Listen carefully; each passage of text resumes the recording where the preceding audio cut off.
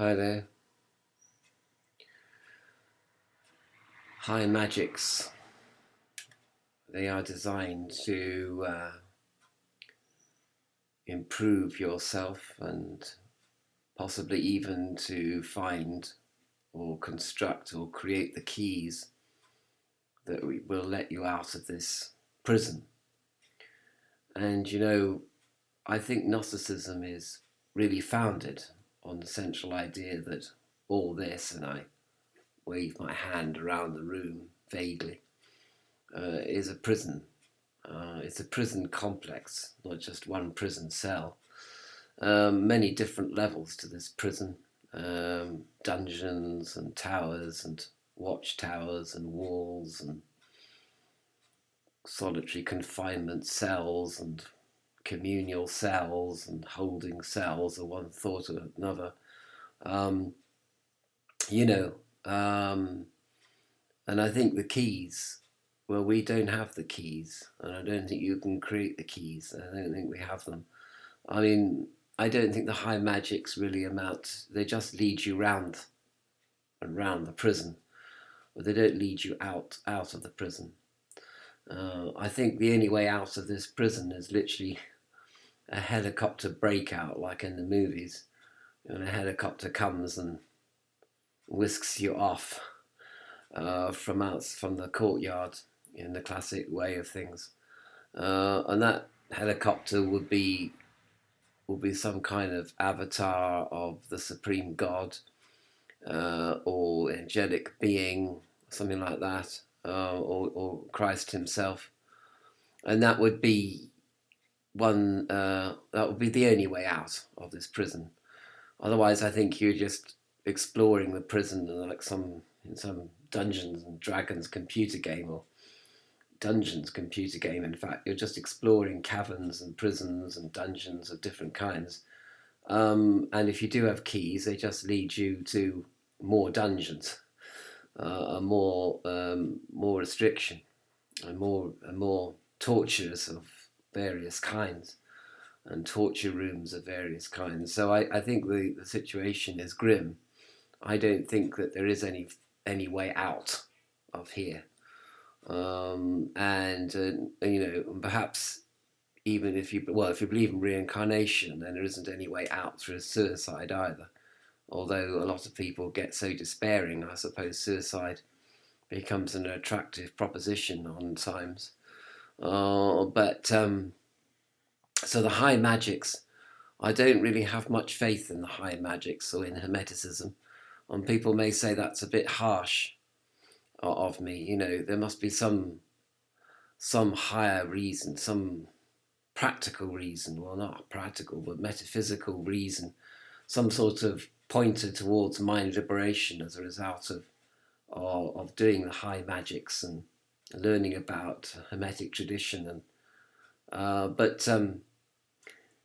the greater magics. But I don't think there is. I mean, I think I think the whole, people say, you've got to create an intuitive mind, hone your intuition to such a degree of sensitivity that you can see the cracks in the prison and get out through the cracks, and find where the secret passages are out of the prison cell, as a result of honing your intuition and your intuitional skills and your instinct for survival, or instinct to escape and to return. But I don't think there is. I mean, but otherwise, people have this image of being lost in a forest, and you can't find your way home. So you have to hone your intuition so that you can sort of find your way back through the dark forest and past the lord of the dark forest in order to get home. So there's different kind of images flying about the place here to explain the soul's predicament, as it were, in finding itself in this strange land where the soul doesn't belong. But I think that, I think getting out is not a matter of our own efforts.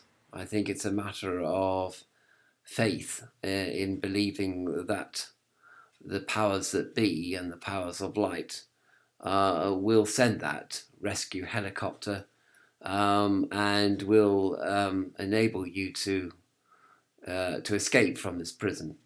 I don't think that the keys are going to come from outside. I don't think, well, maybe people say, what about the file in the cake kind of thing?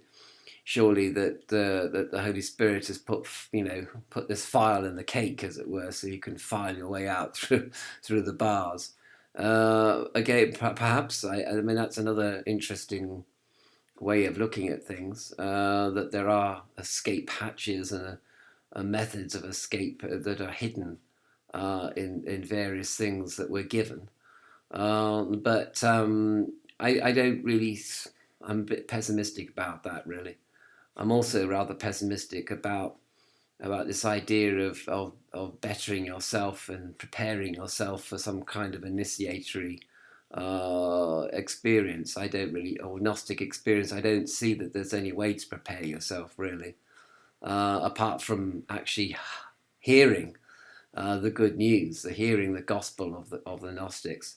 Apart from that, and maybe having the vision of the Holy Spirit or vision of the Holy Grail come into you. I think these are just merely sort of comforting things, really.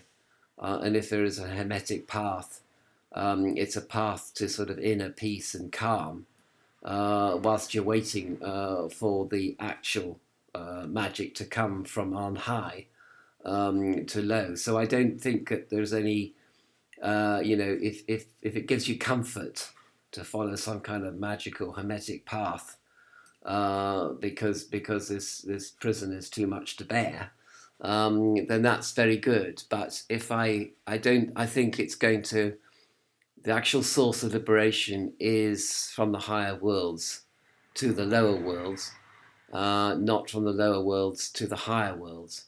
But a lot of people say that there is a bridge out of here, which is represented by the Holy Spirit and the Grail vision. And I myself have written copiously on this possibility of this bridge that exists between the two worlds. But now I'm not so sure that I'm right in saying that. I'm not so sure that there could be a bridge out of here that uses the same stuff as the same material, same building material with which the prison is manufactured or built. You see, so in that case, we are waiting in terms of faith. We're waiting for liberation to come from outside in. The helicopter is descending over the prison wall, and that's what we're actually waiting for, rather than getting creating a ladder for ourselves and skinning over the prison wall with our own homemade ladder, which is quite likely to break under us and kill us. There's a great story of a guy who tried to get out of the Tower of London by putting together a whole load of blankets and sheets from his bed, and he got down to a certain level. He also had a rope as well, which was given to him. But then he found that of course he didn't. He was still, I don't know, 2/3 of the way down the wall of the Tower of London. So he decided to, oh hell, go for it, and he let go. And of course he was killed. Because he still fell quite a way, really. And the Tower of London, so nobody has escaped from the Tower of London, as far as I know. And it's a pretty impenetrable place to escape from, really. And there used to be, only the Traitor's Gate as an entrance. And I think that this world is similarly impenetrable, and similarly a place from which it is impossible to escape without some dramatic power from outside. And then finally, the final point for this video, very briefly, is the nature of this prison. which, given that the classical Gnosticism, posited the fact that the difference between matter and spirit, spirit is good, matter is evil. And although I think that matter has a characteristic of scarcity, from which human characteristics arise, all the negative ones, I think this prison to which I refer often is really a social prison. It's a prison of humanity, and that prison is it's even more solid, if you like, than matter itself, really. And when you think about it, our culture, our society, in our language is basically um, even more solid than the chair I'm sitting on now. Really, I mean, it is our reality basically. I mean, our language defines our reality. Naming as the mother of all things, for example. So in a way, our prison, the prison complex in which the soul it finds itself, is culture itself. It is humanity. It's human culture, a culture of different races and different classes and castes and people from, in different geographical areas. Social geography is the true geography of this planet, not the geography, not physical geography, but social geography. So, and that defines the geography of our consciousness as well. And it's all born out of scarcity. So all the things that we find horrific as soul are all born out of scarcity of the physical universe. But that scarcity is really translated into a social prison. And I know this sort of goes back to the early 19th century with the Romantic era in the West, talking about the emancipation of the soul in artistic terms, and how we are restricted by social mores and social norms, values, and beliefs. And I suppose you could say that this belief in the soul's prison, has a 19th century kind of romantic flavour to it, which perhaps is quite well. It's quite different, really, from the classical Gnostic ideas of the fourth century. Possibly, I don't. That will be up to. I suppose that could be debatable, really. So anyway, so in that case, you see, how can you stand outside your society, your language? How can you How can you stand outside the geography of consciousness that your society has created for you? I mean, they have created the maps that you follow. There are no other maps. It's going to take a guide, somebody who's going to like literally snatch you away from these maps, snatch you out of this society. And I mean, that happens briefly through trance and through altered states of consciousness.